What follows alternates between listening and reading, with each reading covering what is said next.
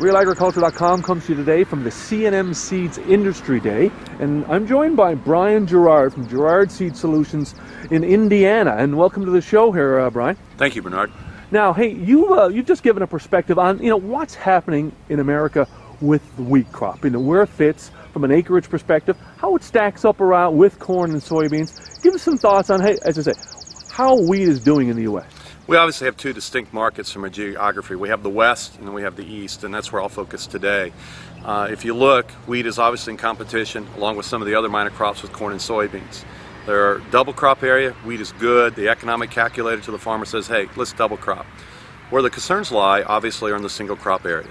Why should I grow wheat in a single crop area? Why should I put wheat if I'm renting ground? And especially when you look at the economics of corn, you look at the economics of soybeans.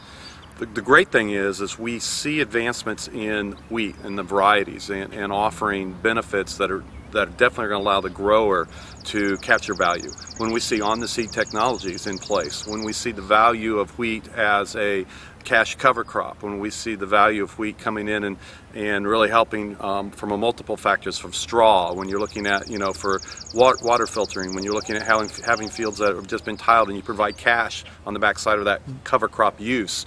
We see a lot of values there. We see a lot of interesting things coming forward to allow acres to fit in. One thing that doesn't get mentioned very often is the increase in corn yields following wheat versus the increase in corn yields following soybeans. You have significantly higher yield. I've heard anywhere from 10 to 14% on the average. I've heard as high of instances of 18 to 21%. That alone is a value that if the farmer understands, if that's communicated to the farmer, he will see the real value of putting wheat on those acres. And let's talk a little bit about technology, new traits. Corn and soybeans tend to attract the big investment. How's wheat doing? Are we falling behind? Depends how you define falling behind. If you look at it in relation to the amount of dollars being spent on corn and soybeans, you would see an exponential growth in those areas and that actual dollar value being less on the wheat side.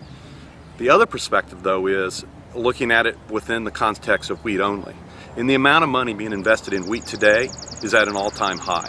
When you look at that, you've got the 5 largest seed companies in the world investing in wheat for North America. And then you throw in, obviously, Bayer, which, they're a very large company. You've got Dow invested into wheat. Now, all of a sudden, you have dollars going in that have not gone in before. And the value of those dollars are higher, even as you figure in inflation, than ever before. Also, you're seeing more public-private partnerships. So you see the universities working closely with the private companies, and they're doing joint research efforts. They're working together on the wheat genome. And one of the first results you're going to see out of that is scab-resistant lines with yield. The universities were really important into putting that the initial work done with the scab gene, and now you see the private industry taking that to a new level, breaking the yield linkage that used to come along with that gene, and the farmer's going to benefit. Seed companies this fall will be going into the ground with major production in scab-resistant lines, and then the farmers obviously will be able to plant that in 2016. That's a real benefit, but you're also seeing advances in other diseases, healthier plants, and all of that is something that's really gained steam over the last 5 to 10 years, partly because of this new investment, and maybe it's spurred because of better intellectual property protection on wheat. Now, one thing you talked about, obviously, was on the seed technology. And that's an interesting perspective because, as you said in your presentation, it's tougher to get a trait into genetics and get it approved everywhere. It's a lot easier to put the actually technology on the seed. And that's an interesting conversation here in Ontario today, because with what's happening with neonicotinoids and how the government's push to get rid of some of those seed treatments. Talk about the importance of on-the-seed technology for wheat growers and why we need to maintain it and push it. Before we go there, I think I will address the neonic issue from my perspective. I think it's too simplistic to say, well, neonics are killing bees. One, I don't know if that evidence is even out there, if there's been enough research that proves that. Also, there's multiple factors. I know within the U.S. anyway, there's the Verret mite that's causing a lot of damage to bee colonies. A lot of bee colonies are moved from one region to another, and that travel and the stress it puts on them. There are less pollinator gardens as we continue to, change our landscape. There are other answers. So I would encourage us, number one, to slow down. Within the U.S., we got the bee initiative going on. I work heavily within the American Seed Trade Association. We're proud partners with different groups, and the government's endorsed it. We had a presentation at the White House a couple weeks ago, and so we're excited about what's going on. But The overreaction to me, personally in Ontario, I don't think is good for the industry. It's not good for the farmer. It's not good for the province, because I just don't think there's that knowledge base yet to jump to that conclusion. Right. That being said, on the seed technology for the farmer is crucial. There today, more than ever before, are technologies, seed treatments, coatings that go on that seed that provide real value to the grower.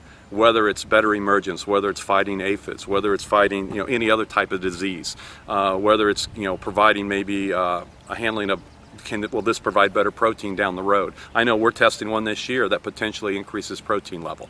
Whether it does or doesn't, we'll find out. But those are there, and those options are there, and farmers are experiencing real value. If you want a great example is the English flea beetle in Europe.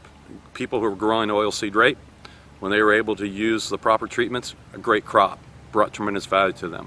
With that ban, you now see those acres shrinking, and those acres that are there are really suffering to provide economic return to the grower. I just think we need to trust the science, work with the science, and let's gain a knowledge base before we overreact, because farmers will pay a price and have economic difficulties if they're not able to use that on the seed technology. Hey, final question for you. It's always the question when we come to wheat is hybrids. And you made some comments about when you think hybrids will be available to farmers. They're still a ways off. Yeah, once again, this is my opinion. I preface it with no insider knowledge from any of the companies that may be working on hybrids. I think in the West, hybrids will come sooner.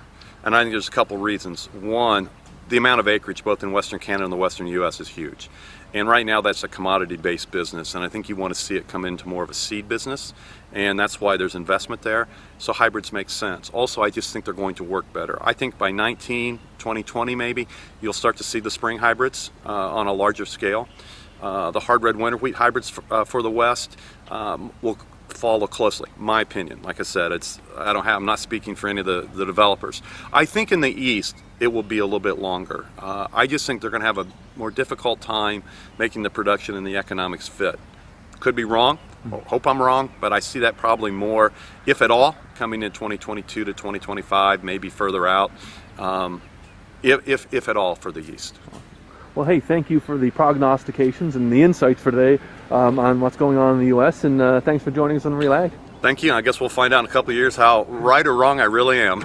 We'll come calling. All right, thanks. See you, Bernard.